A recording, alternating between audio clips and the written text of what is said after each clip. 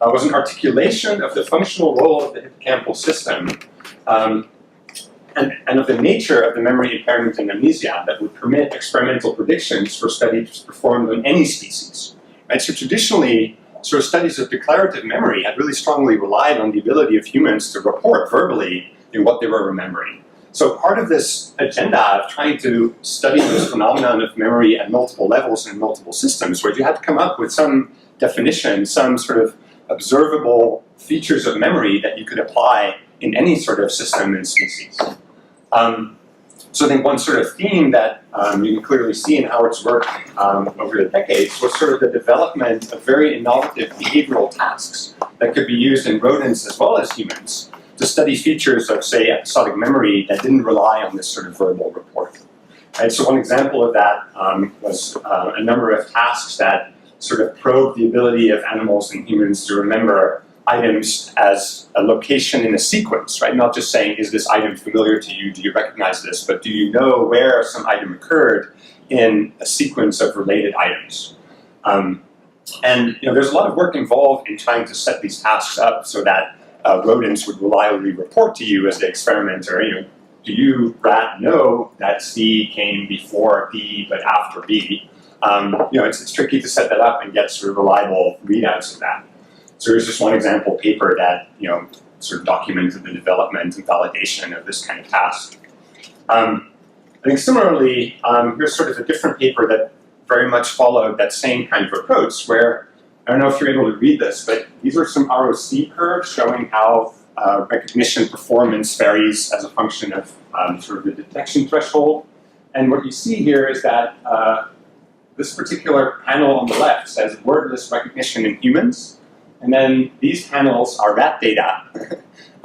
So again, showing sort of this commitment to trying to use similar tasks, similar approaches, similar frameworks across humans and rats, and saying, well, if you set up the task right, if you ask rats to do things that are part of their sort of natural repertoire of things that they do in the real rat world, you can get them to report to you their degree of familiarity versus recollection, which traditionally in sort of human studies, you would actually have to ask your subject, like, what do you recollect about this particular stimulus or this item?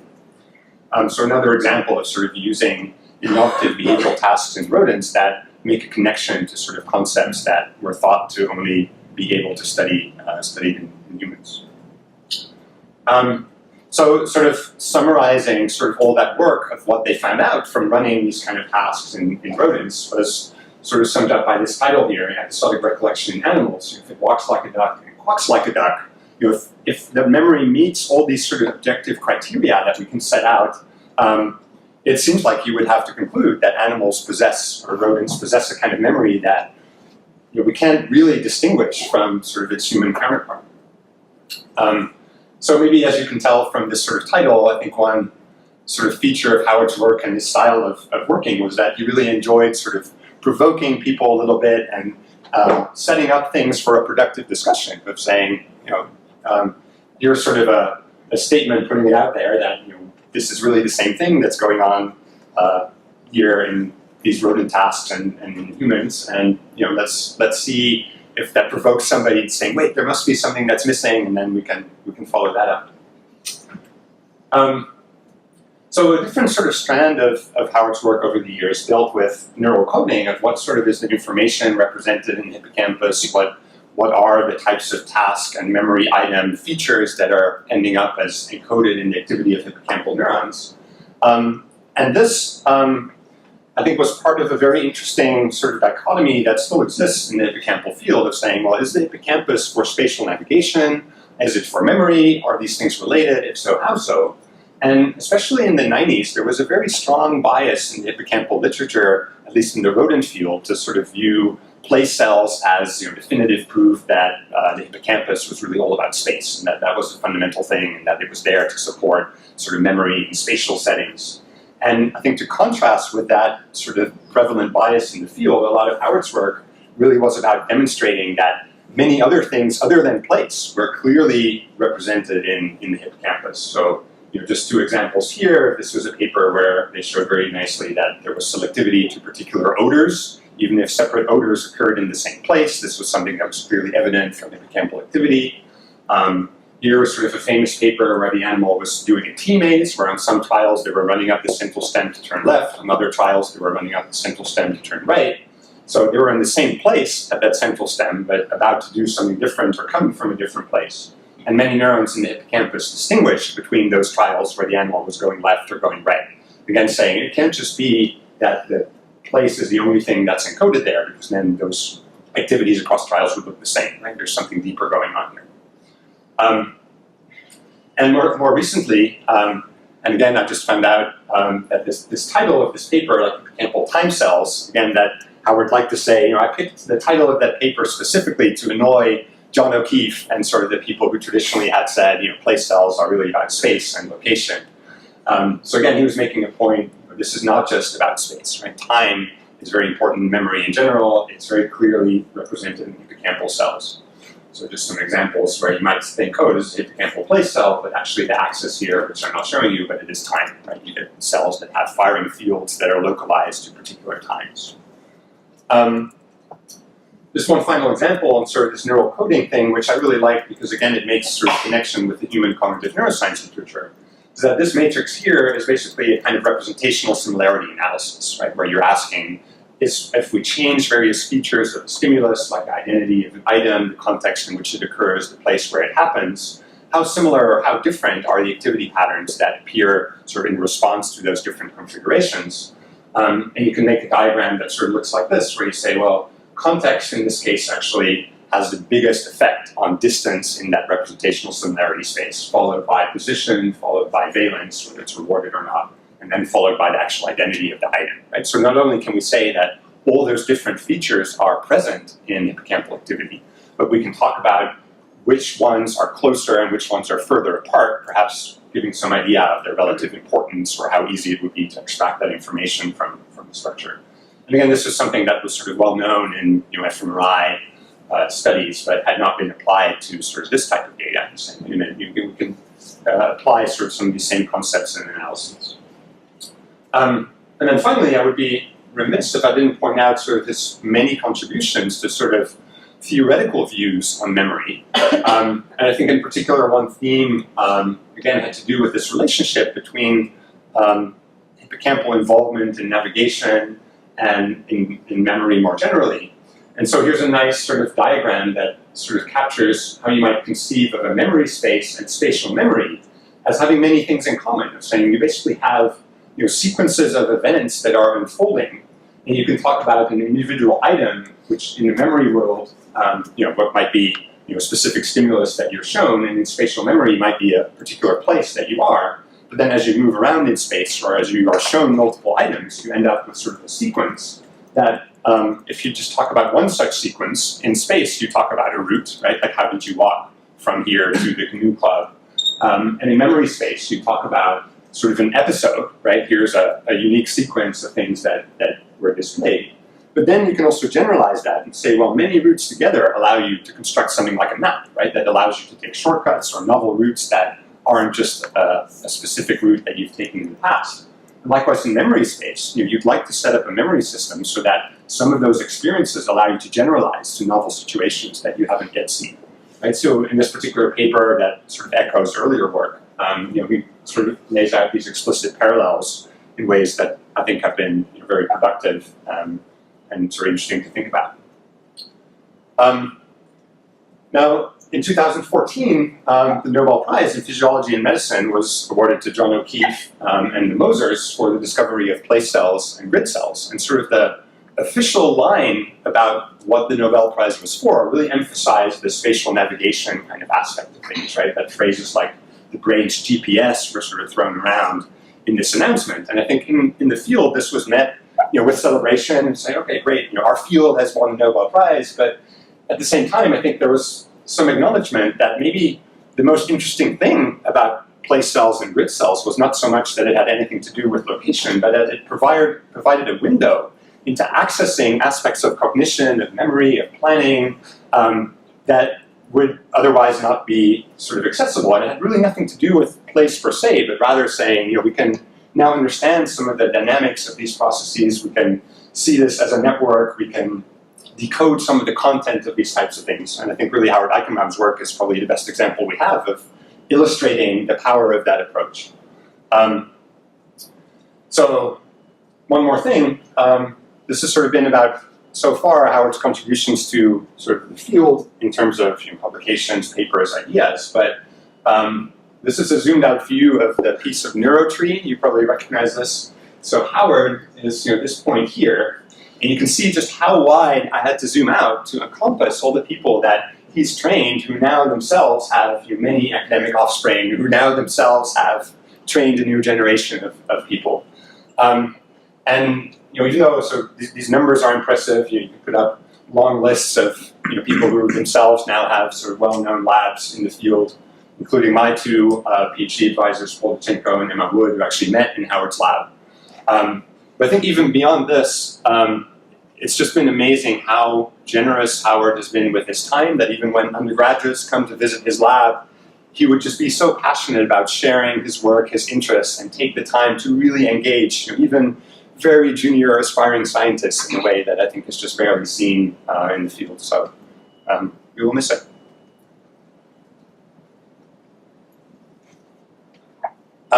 So now I'd like to introduce Adam Johnson, who is a professor of psychology at Bethel University in Minnesota. And Adam will be here for a couple of days as course faculty.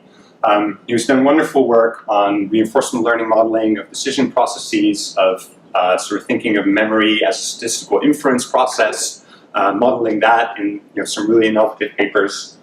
He's also very experienced in recording and analysis of neural data from the hippocampus, so it's a pleasure to have Adam here. He also has collaborated with Howard recently on a number of projects, and so he will also share a few of his sort of memories and thoughts on Howard. So, welcome, Adam.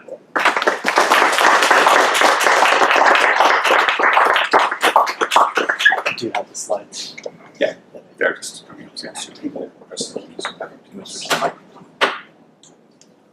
Thanks for the introduction.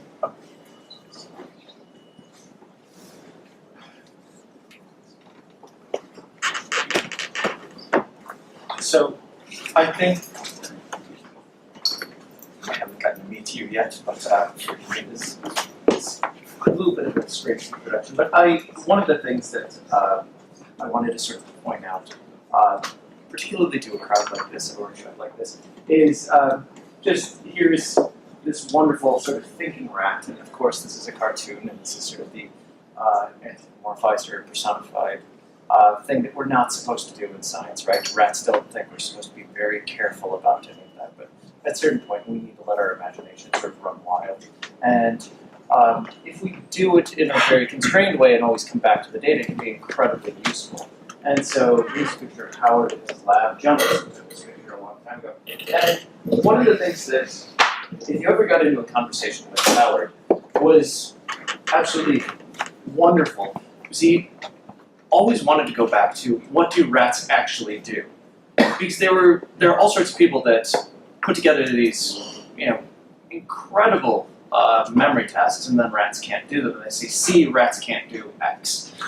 And Howard would come back and say, but if you look at a rat in the wild, a rat would never do that anyway. So that's not, you grabbed the wrong problem, and you grabbed the wrong subject for that problem, and it's not going to work anyway. So he was insistent that, rats really forage, they sniff, and they dig. So let's build memory tasks that can be incredibly sophisticated, and they can be analogs of human versions, but let's just make sure that there's a little bit of foraging, a little bit of sniffing, and a little bit of digging, and once we do that, we'll be able to see some really amazing things. And so here he is, he's got an implanted rat sitting right up here, but then if you look over his left shoulder right here, you can see basically the spice rack from home that he brought into the lab so that the rats had lots and lots of different things to sniff. And so there are like 50 of these little things that, when we did these memory tests, I need 25 different cues that I can cycle through and I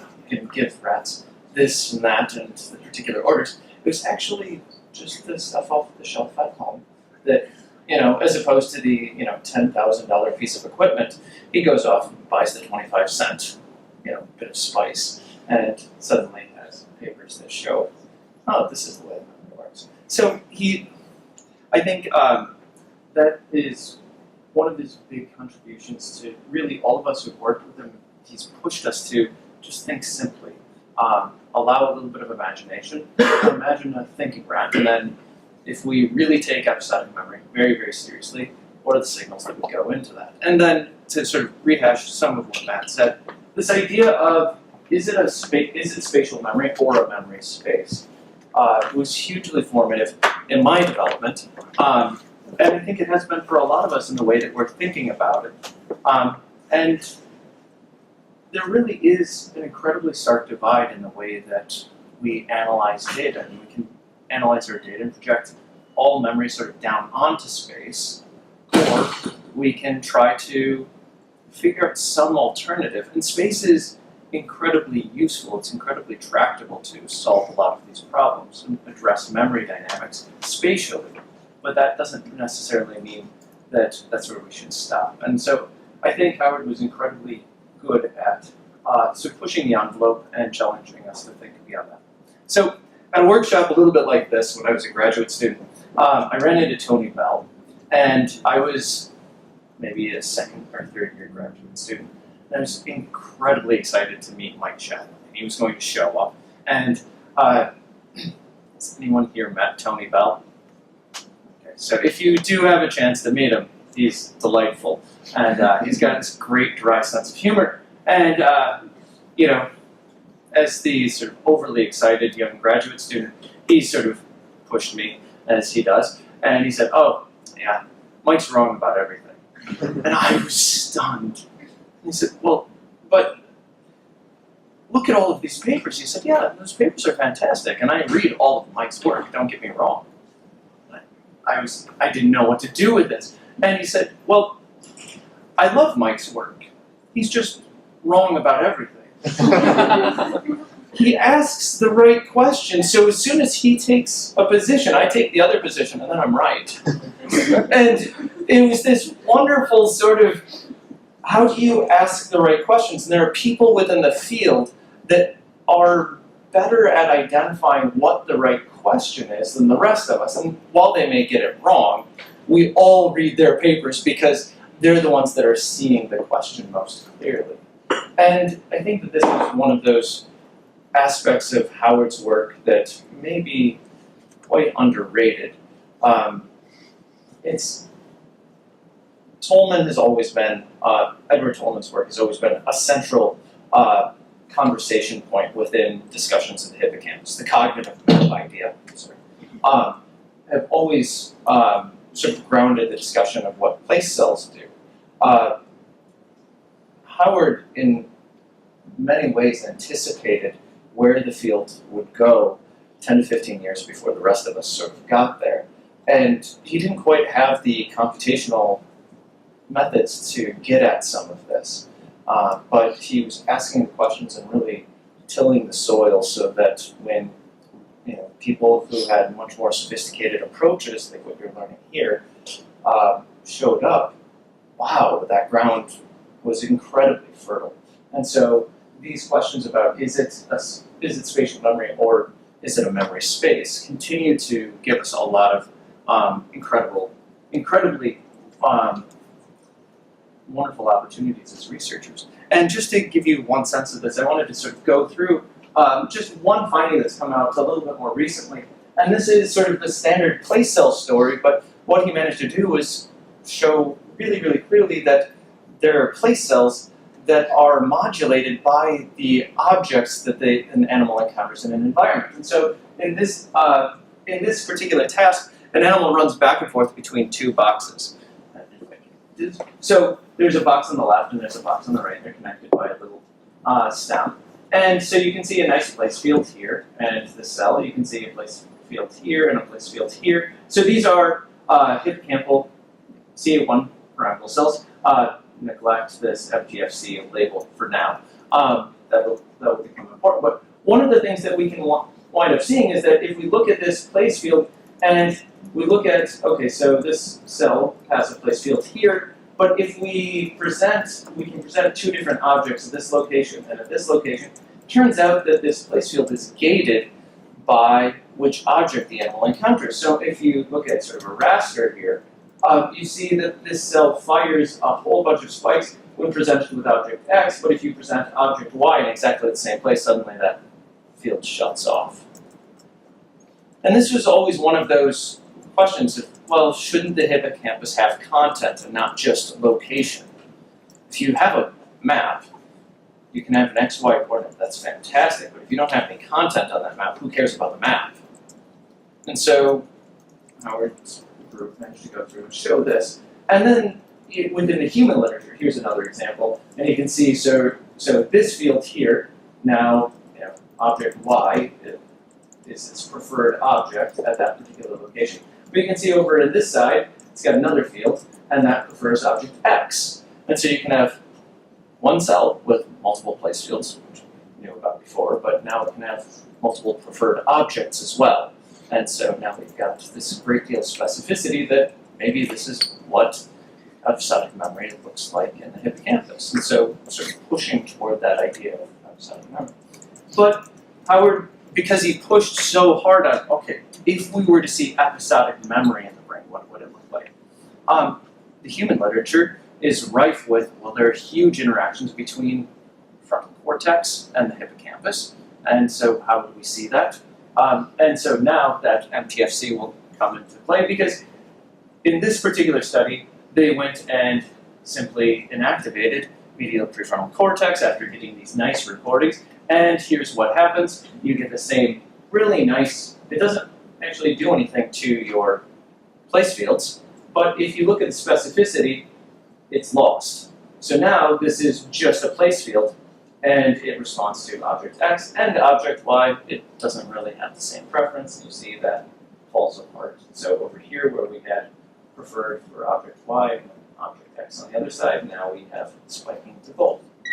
So it gives us this really nice little insight. And for those of you who've done sort of any machine learning, pattern separation, recognition, that sort of thing, if you're to look for, dimensionality, amplification, or augmentation, this is kind of what it looks like in the brain if you were to think about it. Suddenly you get a dimension that is really important to be able to sort out what the task is with the hippocampus interacting with the prefrontal cortex. So one of the things that I really enjoyed about working with Howard was he, just in this sort of irascible way, like, oh, well, let's just plot the data this way.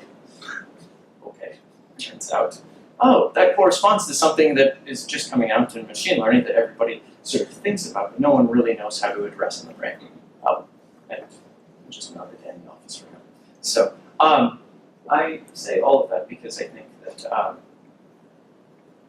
Howard was not the strongest computational researcher. I don't think that's any insult to his memory. But he worked with people all the time who were incredibly computationally sophisticated. And what he really, really contributed to those discussions was he had such a clear theoretical view of what memory was. He had read so deeply trying to understand what those data were. He had an encyclopedic mind for what are the data? Oh, yes, there's a paper in 1987. I managed to show this. I had this discussion with him a couple months ago. And he said, oh, well, here, let me just draw out all this data. And there's this really minor paper that was published in the 80s that spoke exactly to the issue that we were talking about. But I went back and was like, how can anybody remember one particular figure from one paper that was 3 decades ago? Sure enough, the data were exactly as he had said. And so the clarity with which he had sort of conceived of all of this basically left this huge void where those of us who had any sort of computational expertise could step in and just try to unpack and put equations to the ideas that he had so clearly laid out. And so a lot of my conversations, I just made notes and write things down. If he said this, I don't know what this computational process is. Just spend the next 2 weeks trying to figure out what computations would go along with that sort of dynamic. And so I think in that regard, we've lost really a huge person within our field because it never slowed him down that he wasn't incredibly computationally sophisticated. He always saw that as, well, I have what I bring to the table, which is all of this data, and a really clear set of theoretical notions.